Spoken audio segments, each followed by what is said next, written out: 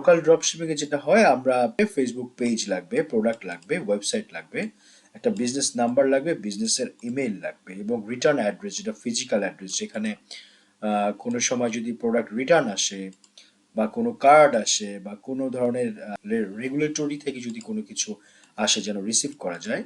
Business name, trade licence এবং government law for this business, মানে হচ্ছে প্রতিটা দেশের গভর্নমেন্টের একটা ল থাকে বিজনেসের জন্য, সেই জিনিসগুলো আমাদেরকে জেনে নিতে হবে। ওকে, এবার আসতেছি যে এটা হচ্ছে পেমেন্ট গেটওয়ে, এইভাবে হচ্ছে টাকা পয়সা রিসিভ করে। বাংলাদেশের ক্ষেত্রে যেটা লাগে, এই যে বিকাশ, নগদের জন্য এনআইডি, পিকচার, ফোন নাম্বার, আপনাদের স্টেট আইডি, রাইট? আর আচ্ছা, আইডিআইএন আর বিজনেস ব্যাংক অ্যাকাউন্ট। এইটা বাংলাদেশের ক্ষেত্রে ইসলামী, ডিবিবিএল, ব্র্যাক, ব্যাংক এশিয়া, সোনালী। আপনার ক্ষেত্রে কি কি? আপনার দেশে কি কি? বাংলাদেশে যদি কোনো একটা বিজনেস করা হয়, সেক্ষেত্রে আমরা পেমেন্ট গেটওয়ে দেখছি যে এইগুলোর মাধ্যমে তারা রিসিভ করে, যেটা হচ্ছে ডিজিটাল ওয়ালেট মডেল। আপনার দেশে কোন ব্যাংকটা খুব ভালো ফ্যাসিলিটিস দেয় ই কমার্সের জন্য? কোন কোন ব্যাংক? ওকে, ওকে, এই ব্যাংকগুলো সবচেয়ে বেশি কমন বা মানুষজন এদিকেই বেশি যায় বিজনেসের ক্ষেত্রে। এই ব্যাংকে খেললে কি কি লাগে আপনার? বাংলাদেশের পার্সপেক্টিভে এগুলো লাগে, আপনার কি কি লাগে?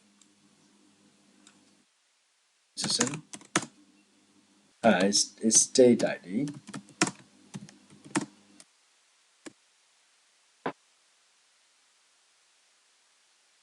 এই দুটো দিয়ে আপনার ব্যাংক অ্যাকাউন্ট হয়ে যায়।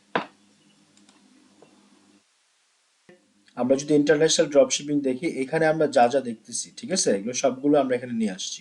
আমরা একটু দেখি চেক করে। ওকে, সো ফেসবুক পেজ বলতে আমরা ডিজিটাল প্ল্যাটফর্ম বলতে বুঝতেছি, যেটা হচ্ছে যে হেল্প করবে আমাকে প্রোডাক্ট সেল করতে। ক্লিয়ার?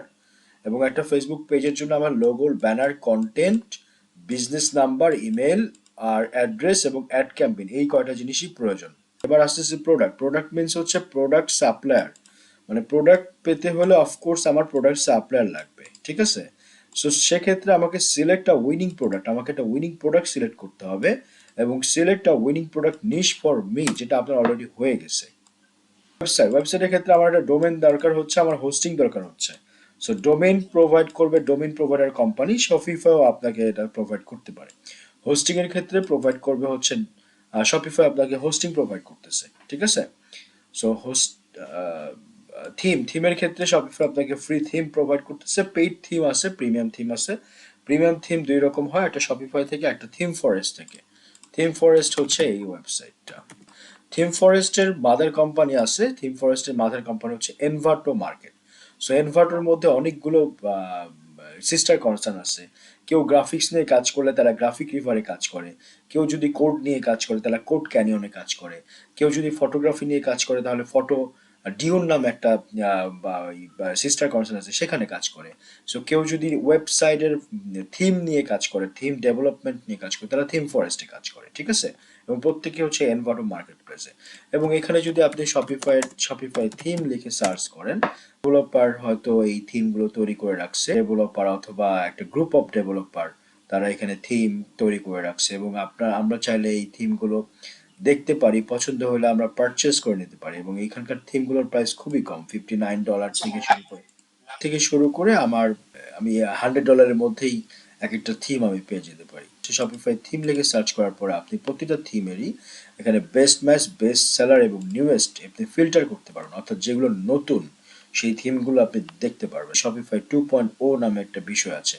সো আমি যদি এইখানে একে যদি সার্চ করি, এখানে আমি এই এখানে ছোট্ট করে লিঙ্কটাতে সার্চ করি, তাহলে আমি দেখতে পাবো যে এখানে একজন ব্যক্তি বা একটা প্রতিষ্ঠান যার নাম হচ্ছে শপি লঞ্চ, যারা হচ্ছে 2017 সাল থেকে কাজ করে এবং এই মার্কেট প্লেসটাতে, যাদের অলরেডি 4,000-এর উপরে প্রোডাক্ট সেল হয়েছে, মানে তাদের পোর্টফোলিও আছে। দেখেন এখানে অনেকগুলো ইয়ে আছে, শপিফাইয়ের উপর বেস করে থিম আছে এবং প্রত্যেকটার প্রাইস হচ্ছে $56।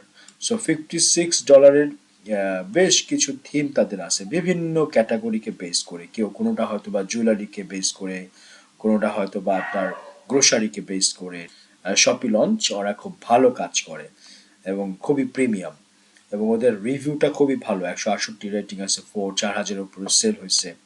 সো সেলটা বড় বিষয় না, বিষয়টা হচ্ছে যে আপনি একদম নতুন প্রোফাইলগুলো এখান থেকে দেখতে পারবেন। ওর যে কাজগুলো। সো আমরা একটু প্রিভিউ দেখি, হ্যাঁ, একটা যে কোনো একটা ওয়েবসাইটের প্রিভিউ দেখি। ধর আমরা চাইলে এখানে সার্চ করতে পারি, সার্চ পোর্টফোলিও